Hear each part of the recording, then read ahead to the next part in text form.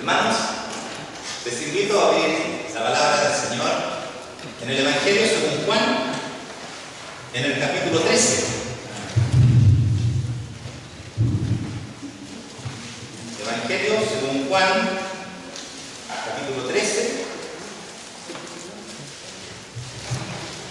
Vamos a ir leyendo varios versículos en este Evangelio, pero vamos a leer aquí una parte para después, dentro del desarrollo de la predicación, ir leyendo los demás versículos acerca del tema que el Señor me ha entregado para compartir con ustedes, hermanos.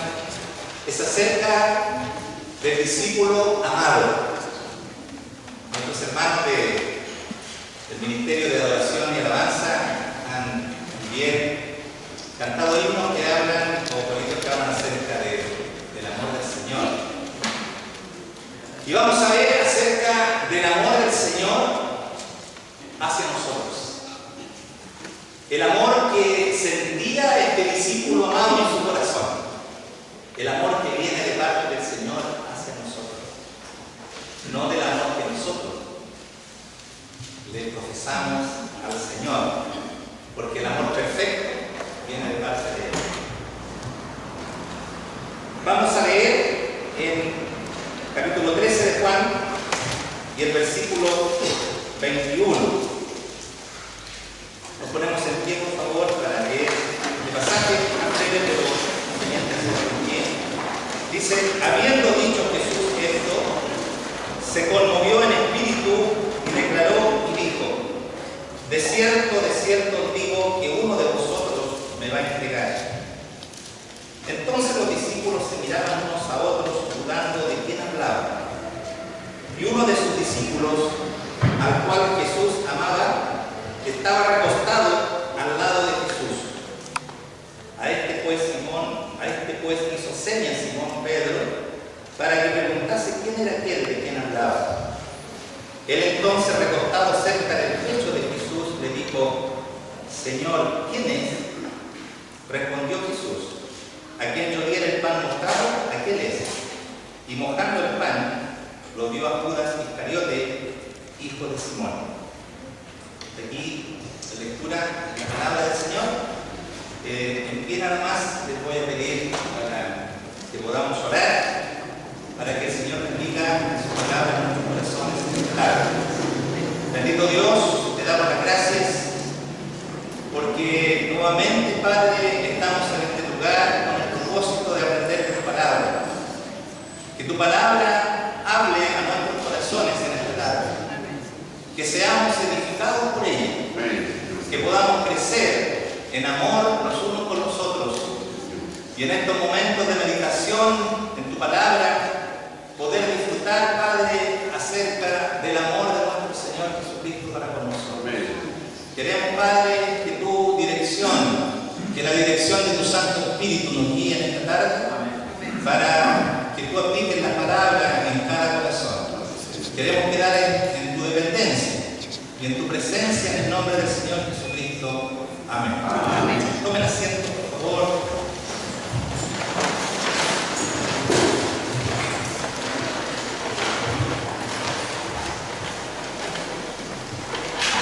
Juan, el discípulo amado, también es conocido por algunos escritores, comentaristas, como el apóstol del amor. Pero para llegar a ser reconocido como el apóstol del amor, tuvo que aprender primero acerca del Señor Jesucristo. Tuvo que aprender en su vida lo que era recibir el amor, para poder luego poder transmitirlo y poder compartirlo también con los demás hermanos. Y aquí en sus escritos del Evangelio y en las epístolas es uno de los apóstoles que en el Nuevo Testamento más nos habla de este tema del amor. Y como decía, sin duda, el apóstol Juan fue uno de los que más escribió acerca del amor. Y el amor que viene del Padre hacia nosotros.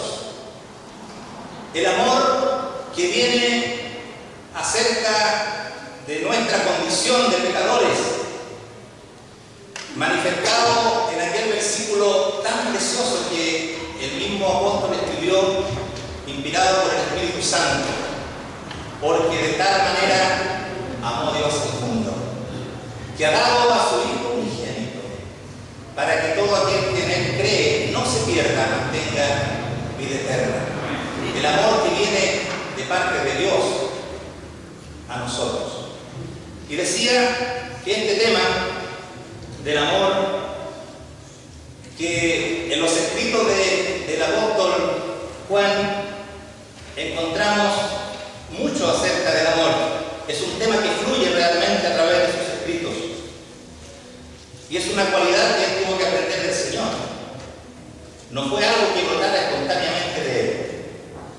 Bueno, Juan, su hermano Jacobo y Pedro eran los más cercanos al Señor, es el círculo más íntimo del Señor.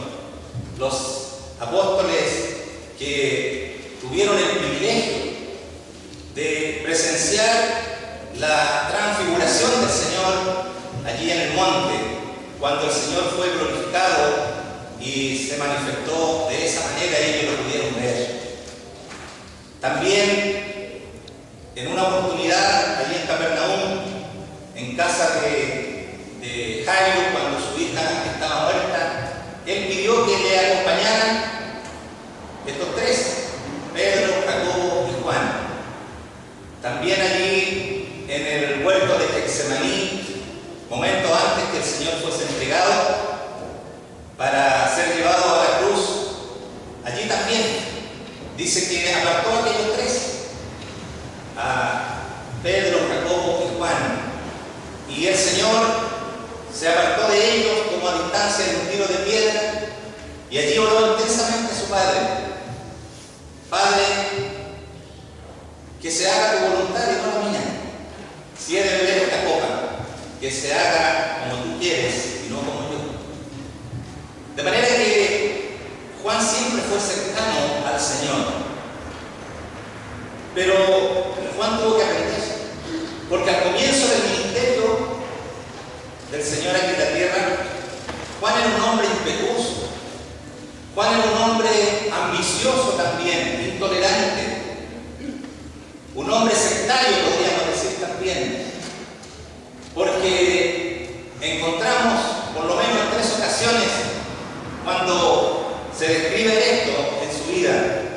En una oportunidad pidió al Señor que les autorizase a descender fuego del cielo contra los samaritanos, que no les habían querido recibir. En otra oportunidad le dice, la única vez que vemos a Juan hablando, allí en Marcos capítulo 9, donde le dice al Señor que le prohibieron a un hombre que echaba demonios en el nombre de Jesús, porque no era del grupo de ellos, era sectario, era ambicioso, porque junto a su hermano Jacobo le pidió al Señor, y también se dice en los evangelios que con ayuda de su madre le pidieron al Señor que allí en el reino de Dios uno se sentara a su derecha y el otro a su izquierda. Tenía ambiciones personales también por sobre los demás. Pero todas estas cosas Juan tuvo que aprenderlas en su vida. Él tuvo que, contemplando al Señor Jesucristo y sus enseñanzas, él pudo ver que era necesario equilibrar la verdad con el amor, y el amor equilibrarlo con la verdad. Hermanos, si en nuestra vida también eso debe ocurrir, en nuestra vida de creyente, la verdad de Dios tiene que ir de la mano con el amor, y el amor también debe ir de la mano con la verdad en nuestra vida. No podemos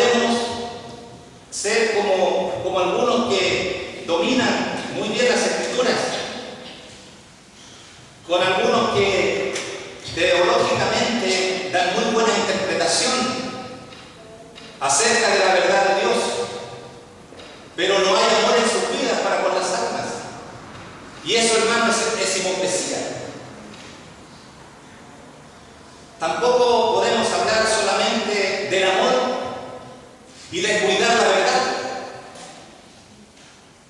porque allí estaríamos actuando con falta de la bondad de Dios hacia los hermanos. Tiene que ir equilibrado en nosotros el amor y la verdad, y Juan tuvo que aprenderlo. Se dice que más de 45 veces aparece tanto en los evangelios como en las epístolas esta palabra verdad. Y más de 80 veces ocupa la palabra de amor, la palabra amor en sus escritos. Y sin contar también que 25 veces, yo en una oportunidad me di el trabajo de ir anotando aquella expresión de cierto os digo. Aquella expresión tan preciosa que Juan relata ante una verdad que es digna de recibir de parte del Señor. En verdad os digo, de cierto os digo, por 25 veces aparece aquella expresión. Y se dice que más de 70 veces también aparece la palabra testimonio, que es el evangelista o el escritor de las Sagradas Escrituras que más veces ocupa la palabra testimonio. Y siempre el testimonio escrito por el apóstol Juan está relacionado con la verdad. Hermanos, si algo debemos querer para nuestro desarrollo espiritual, para nuestro crecimiento, es buscar este equilibrio en nuestra vida. ¿Y cuál es nuestro modelo? Nuestro modelo perfecto, el Señor Jesucristo. Porque en Él encontramos aquel equilibrio perfecto del amor y la verdad, de la verdad y del amor, siempre unidos. Y eso tiene que ocurrir en nuestra vida. No podemos desequilibrarnos en esto, porque el desequilibrio espiritual es una falta de control de nuestra vida, una falta de equilibrio. Es alguien que es inestable en las cosas de Dios. Hermanos, como decía, Juan tuvo que aprender. Y de aquí quiero, haciendo este preámbulo en la vida de Juan, llegamos al punto de inicio para desarrollar este tema que el Señor me entregaba. Decía que el tema que vamos a desarrollar esta tarde es acerca del discípulo amado. Y aquí ya vemos una ausencia total de Juan en cuanto a su orgullo, porque él ahora no tiene en su corazón ningún tipo de ambición por querer aparecer,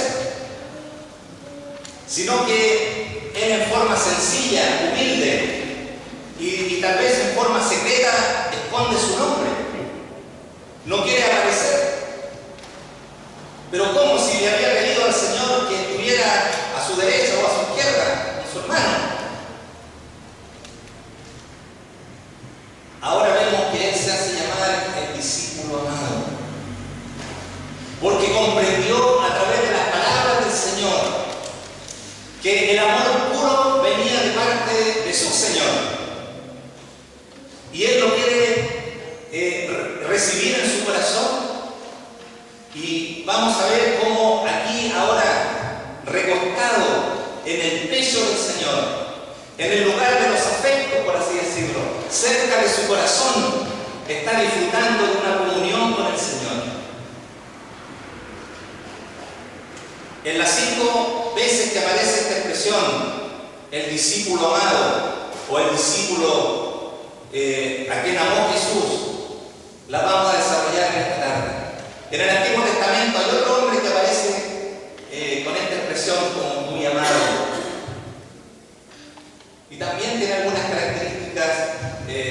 parecidas acerca de Juan.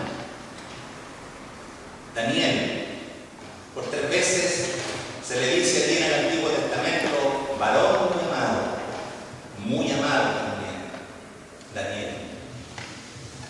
Y aquí, en lo que hemos leído, encontramos un aspecto de la comunión que nosotros debemos tener con aquel que nos dispensa amor para nuestras vidas. Ya más adelante, el apóstol Juan escribe lo que el hermano Héctor leyera. En esto consiste el amor, no en que nosotros hayamos amado a Dios, sino en que Él nos amó a nosotros y envió a su Hijo en propiciación por nuestros pecados. Nosotros le amamos a Él porque Él nos amó primero. Hermano, en sentido figurado, digo, usted ha estado recostado en comunión con el Señor, cerca de sus afectos, cerca del pecho del Señor, por así decirlo, como estuvo Juan. ¿Cómo está nuestra comunión con el Señor? Dejamos en nuestra vida un momento para tener intimidad con el Señor en oración, en adoración, en alabanza personal. Dejamos este espacio de tiempo para estar a solas con el Señor. Juan comenzó a disfrutar de esta comunión, de este amor. Y muchas veces, tantas preocupaciones, tantos sobresaltos en nuestra vida, tantas dificultades, pensamientos que nos atormentan muchas veces acerca de nuestros quehaceres, evitaríamos sufrir aquello si viviéramos en estrecha comunión con el Señor, si buscáramos sus afectos, si estuviéramos con Juan disfrutando del amor, disfrutando de su presencia. Pedro le hace señas que le consulte al Señor quién era aquel que le había de entregar, porque estaba más cerca del Señor para hacerlo. Porque quien se siente amado busca a aquel que le ama para tener comunión con él. Hermano, el Señor te ama. El Señor quiere tener una estrecha relación de comunión con usted. Dice el salmista, la comunión íntima de Jehová es por los que le temen. Y hablo del amor que viene de parte del Señor, porque es el amor que quiero resaltar en esta tarde. Por eso que lo equilibraba con la palabra, con la verdad. Porque el amor que nosotros decimos tener al Señor es un amor inconstante. Es un amor que muchas veces es infiel. Un amor que falla. Pero el amor del Señor es perfecto. Y el amor del Señor es grande. Aquí entonces vemos la comunión, como escribe más adelante Juan, nuestra comunión verdaderamente con el Padre y con su Hijo Jesucristo. Decía que vamos a ver las 5 veces en que aparece esta expresión. Vayamos ahora a Juan capítulo 19.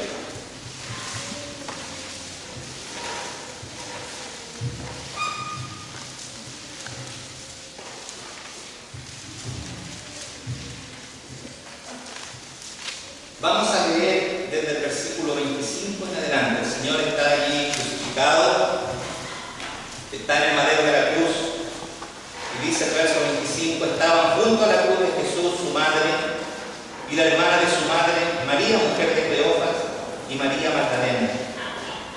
Cuando vio Jesús a su madre y al discípulo a quien él amaba, que estaba presente, dijo a su madre: mujer, he ahí tu hijo. Después dijo al discípulo: he ahí tu madre. Y desde aquella hora el discípulo la recibió en su casa. Aquí encontramos nuevamente esta expresión: al discípulo a quien él amaba. ¿Y dónde estaba este discípulo ahora? Estaba cerca de Jesús. Estaba al pie de la cruz. Es el único discípulo. Habían algunas mujeres que habían seguido al Señor desde Galilea, pero el único varón era Juan, aquel que sentía el amor de su Señor. Estaba allí al pie de la cruz, estaba presente.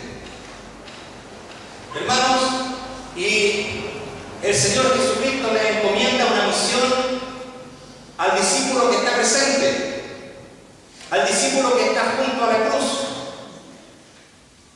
al discípulo que no le abandonó como los demás.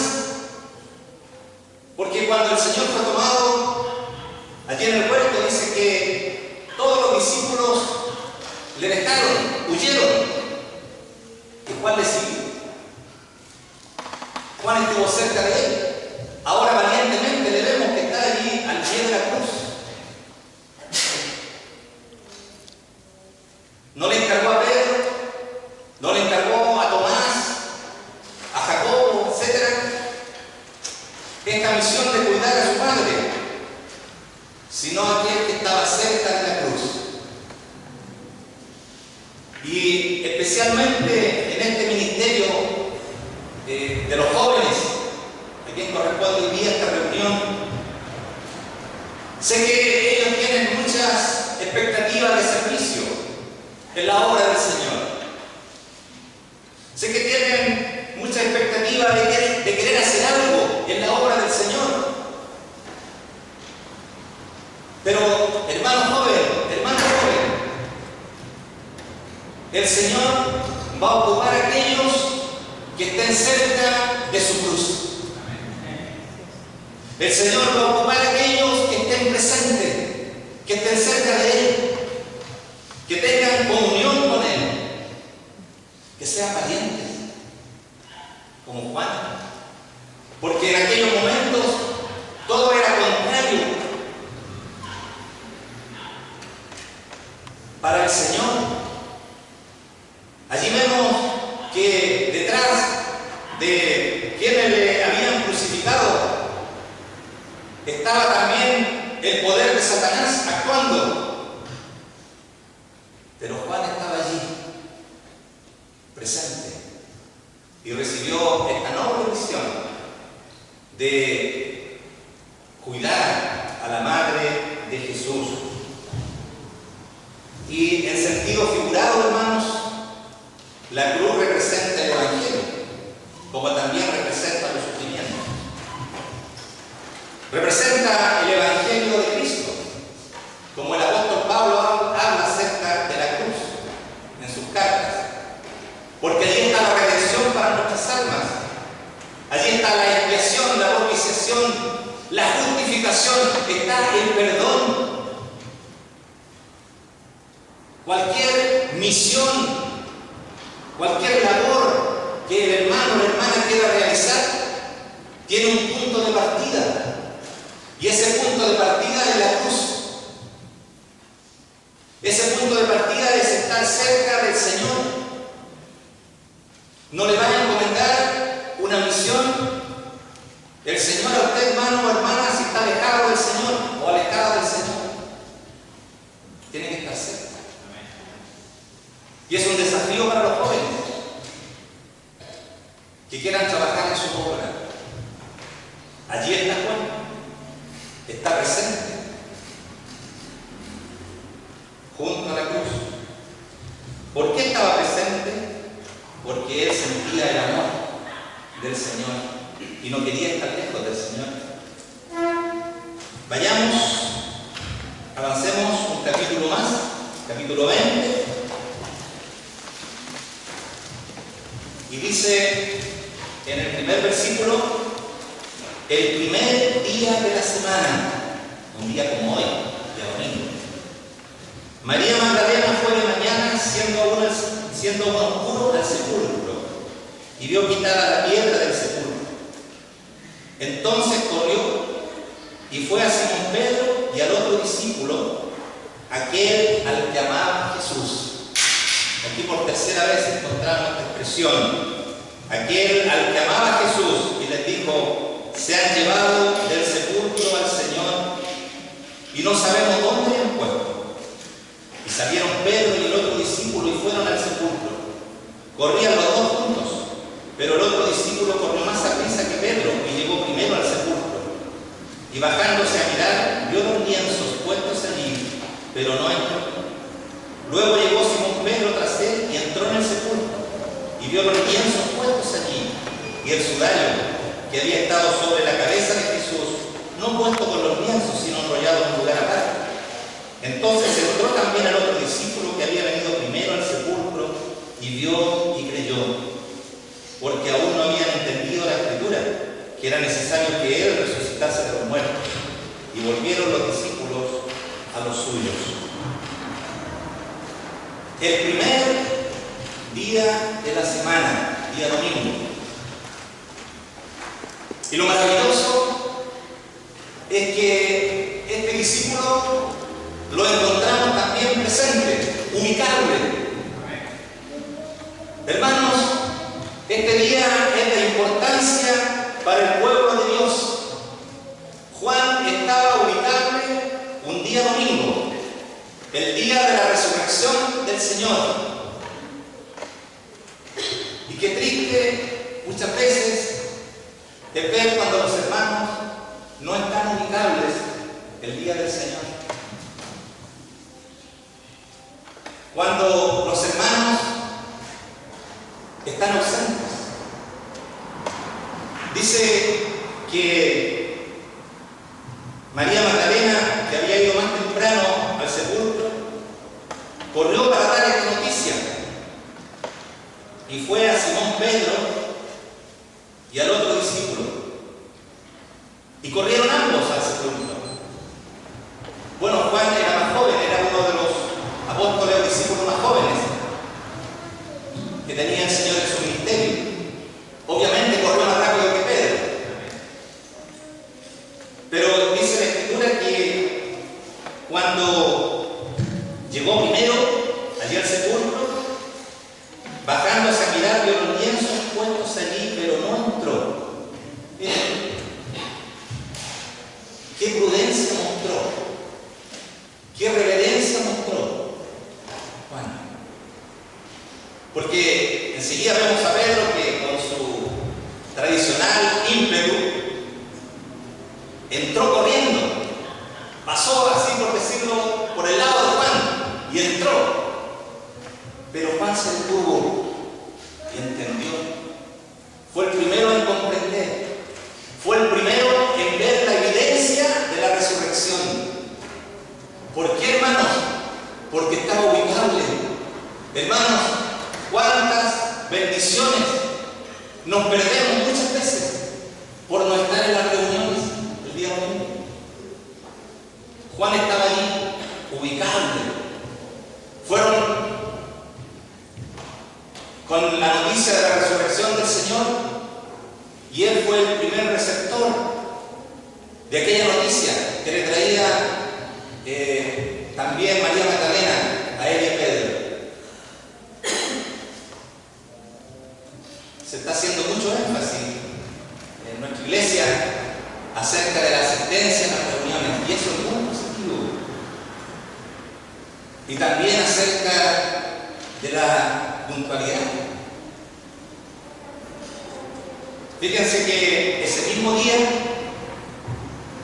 cuando el Señor se apareció a los discípulos que estaban allí con las puertas cerradas, dice que el Señor entró y se puso en medio de ellos y le dice: pasa a nosotros.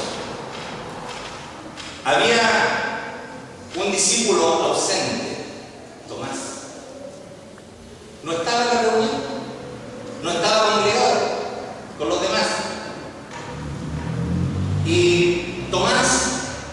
recibir la noticia que el Señor había estado con ellos, que había resucitado, él no creyó. Quería evidencias. Quería ver la huella de los clavos en sus manos y su costado atravesado por la lanza. Quería meter la mano incluso, mucho más allá. Quería comprobar más fehacientemente. Pero estuvo una semana completa con esta incertidumbre en su corazón, porque se perdió la bendición de estar con el Señor aquel primer día de la resurrección del Señor, porque no estaba presente. Hermano, le insto en el amor del Señor a que considere esto de estar presente en las reuniones, de ser puntual, de estar aquí porque es el mejor lugar donde podemos estar.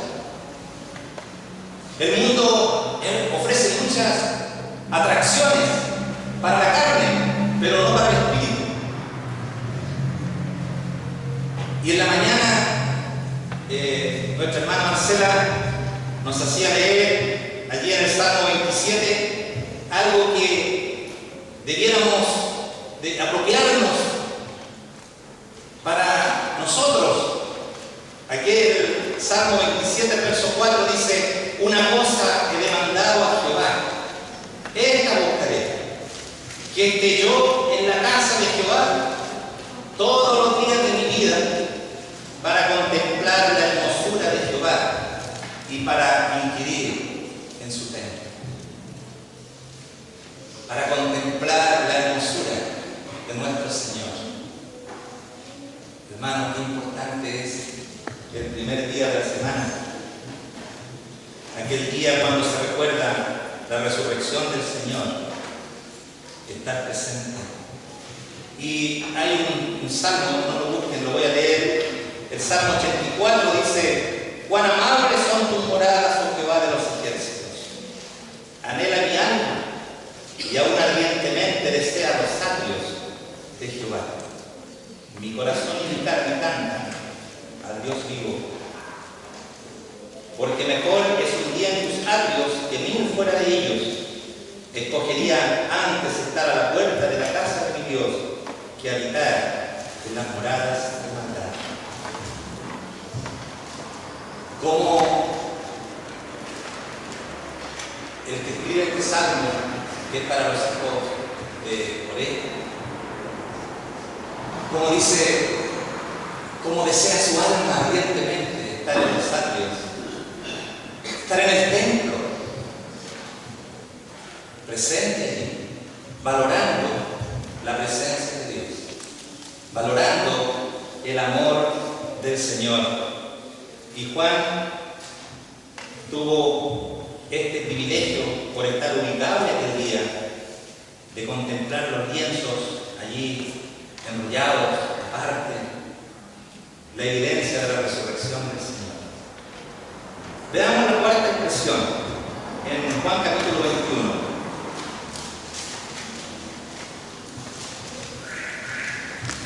Dice: después de esto, Jesús se manifestó otra vez a sus discípulos junto al mar de Tiberias, y se manifestó de esta manera. Estaban juntos Simón Pedro, Tomás, llamado el Dídimo, Natanael, el de Caná de Galilea, los hijos de Zebedeo y otros 2 de sus discípulos. Simón Pedro les dijo: voy a pescar. Ellos le dijeron: vamos nosotros también contigo. Fueron y entraron en una barca, y aquella noche no pescaron nada.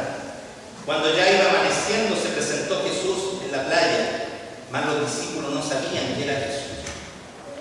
Y él les dijo: hijitos, ¿tenéis algo de comer? Le respondieron: no. Él les dijo: echad la red a la derecha de la barca y hallaréis. Entonces la echaron y ya no la podían sacar por la gran cantidad de peces. Entonces aquel discípulo, y esta es la expresión, la cuarta expresión, dice: entonces aquel discípulo a quien Jesús amaba, dijo a Pedro: es el Señor. Simón Pedro, cuando oyó que era el Señor, porque se había despojado de ella y se echó al mar. Los otros discípulos vinieron con la barca arrastrando la red de peces, pues no distaban de tierra sino como 200 codos. Aquel discípulo amado está aquí nuevamente. Hermanos, aquí encontramos que en primer lugar ellos no conocen a quien les habla desde la playa. No conocen la voz de su Señor. Y esto, si lo pensamos así, realmente es triste, porque no conocieron la voz del Señor, sino más bien conocieron la evidencia del milagro que se había producido en esta pesca de peces. Y muchas veces nos pasa a nosotros que nos confundimos con las voces. El mundo, hermanos, en el mundo hay muchas voces que te van a hablar, que te van a confundir. Pero la voz del Señor es la voz verdadera que tenemos que recibir los creyentes para nuestra edificación. Ellos no conocieron la voz del Señor. Se rindieron ante la evidencia. Es el Señor, dijo el discípulo amado, cuando vio aquel milagro. ¿Y cuántas veces nosotros también no escuchamos, no distinguimos, no tenemos aquel discernimiento ejercitado para oír la voz del Señor? Y muchas veces también desconocemos que el Señor nos está hablando. ¿Y cuántas veces tenemos que rendirnos ante una evidencia cuando el Señor actuaba en nuestro favor? Y tenemos que decir, agachando nuestra cabeza, esto lo hizo el Señor. El Señor fue adelante, el Señor preparó el camino y todo resultó más fácil. Yo estaba abrumado por este trámite, por este problema, por esto o lo otro, y el Señor arregló todo. Y tenemos que decir, en vez de ir con confianza a realizar alguna diligencia importante que nos preocupaba, que nos abrumaba, resultó todo tan fácil. Fue el Señor. ¿Cuántas veces hemos tenido que reconocer en nuestra vida ante una evidencia que ha sido el Señor quien ha actuado? Y allí estaban los discípulos pescando infructuosamente por sus esfuerzos, pero tenía que venir el Señor para mostrarles su poder, también para mostrarle a ellos que Él no estaba alejado de ellos. Tal vez había ocurrido algún tiempo en que el Señor no se aparecía a ellos, tal vez desanimados fueron a pescar. Y el Señor les muestra que está allí, presente, también como el Cristo resucitado, dispensándoles su amor. Hermano, tenemos aquel discernimiento ejercitado para conocer la voz del Señor a través de su palabra, a través de algún mensaje y también a través de alguna evidencia, porque a veces tristemente creemos que por nuestro esfuerzo, por nuestras capacidades, podemos conseguir las cosas. Nosotros no vivimos por la suerte o por las coincidencias. Los creyentes tenemos que vivir en dependencia de nuestro Señor. Es Él que nos provee todo. Es Él que nos entrega todo. Es Él que nos da nuestros trabajos.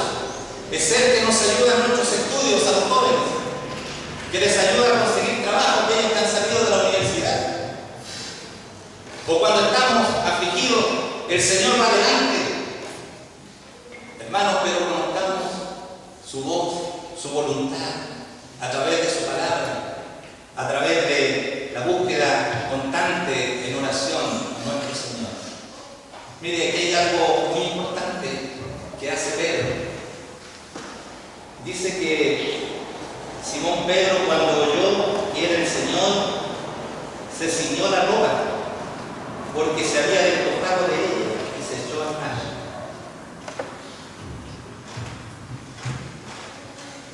Yo hacía una introducción acerca del tema, que la verdad debe ir de la mano con el amor, y el amor de la mano con la verdad. Y lo que voy a decir no quiero que se me malinterprete o que se piense que estoy hablando con dureza, pero el ejemplo de Simón Pedro me obliga a decir lo que voy a expresar. Simón Pedro estaba con ropas propias para la pesca, pero cuando se tuvo que presentar delante del Señor, dice que se ciñó su ropa, es decir, se preocupó de presentarse adecuadamente delante del Señor.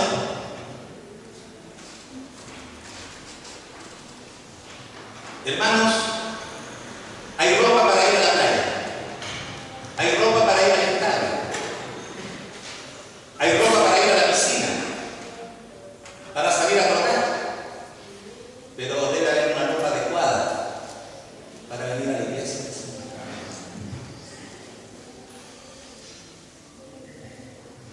Y el martes, cuando nos reunimos los ministerios, el pastor, veíamos este punto. Hermanos, que tengan participación, que tengan que presidir algún servicio, que tengan que pasar adelante nada más. Hermanos,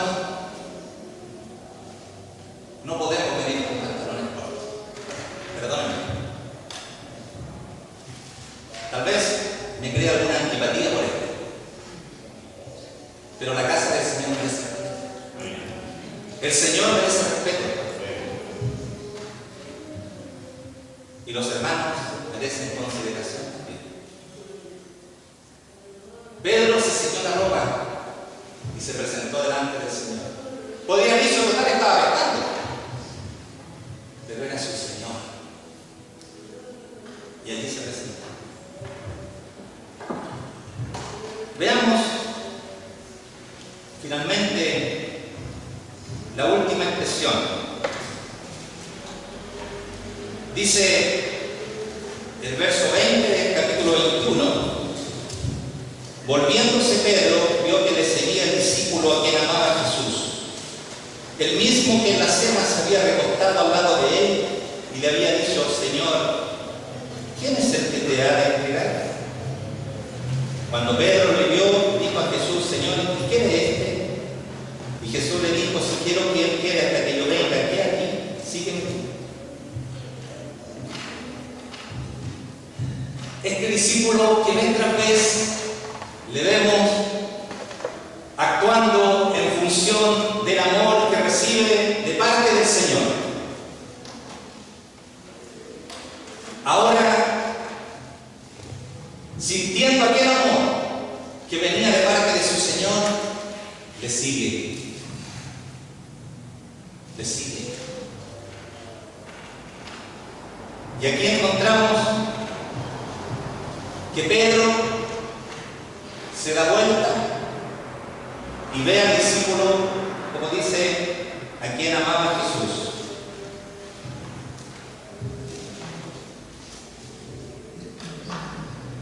Que viene tras los pasos del Señor. Hermanos, el discípulo amado seguía al Señor porque quería seguir sintiendo el amor del Señor. No actuemos como Pedro. No nos importe quien viene también siguiendo al Señor, porque Pedro iba caminando con el Señor. que se da vuelta necesariamente se detiene. Que nuestro caminar cristiano no sea en función de mirar a los demás hermanos.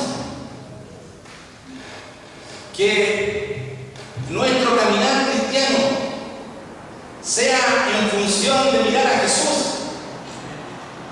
Dice allí el libro de Hebreos, en el capítulo 12, por tanto, nosotros también teniendo en derredor nuestro tan grande número de testigos, despojémonos de todo peso y del pecado que nos asedia y corramos con paciencia la carrera que tenemos por delante, puestos los ojos en Jesús.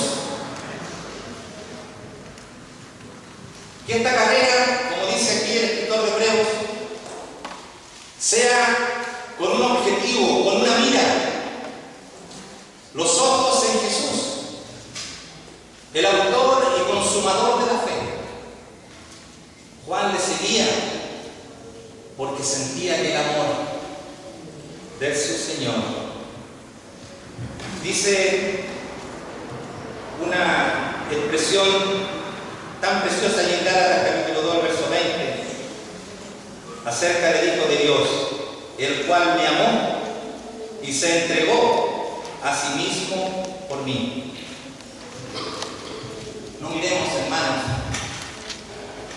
no miremos, no me miren a mí, no miren a los demás hermanos, somos imperfectos. El Señor es nuestro modelo a seguir. Y a Él, y en Él tenemos que poner nuestra mirada.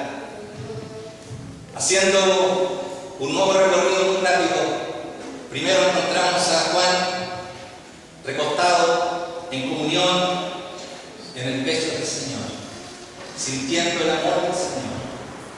Después le vemos allí junto a la cruz. No sé si acá se canta un himno tan precioso que dice: dulces momentos, consoladores, los que yo paso junto a la cruz. No lo voy a cantar porque los hermanos del Ministerio de Adoración me podrían controlar. Y dice, la letra la traía anotada. Dice: dulces momentos. No sé si me permiten cantar. Dulces momentos, consoladores, los que yo paso junto a la cruz, allí sufriendo crueles dolores, veo al Cordero, Cristo Jesús. Dulces momentos, ricos en dones, de paz y gracia, de vida y luz. Solo hay consuelos y bendiciones cerca de Cristo, junto a la cruz. Hermanos, eso es cierto. Allí hay consuelos, allí hay bendiciones, y Juan estaba presente a los pies de la cruz de Cristo. Después le vemos presente, ubicable en el día del Señor. Ojalá el próximo domingo, si el Señor no viene antes, estemos todos ubicables. También le vemos allí pescando en el mar de Galilea y reconociendo ante la evidencia de aquel milagro que aquello lo realizó su Señor, que le amaba. Y también sintiendo el amor del Señor, finalmente debemos que le siga. Hermanos, sintamos el amor del Señor y que en nuestros corazones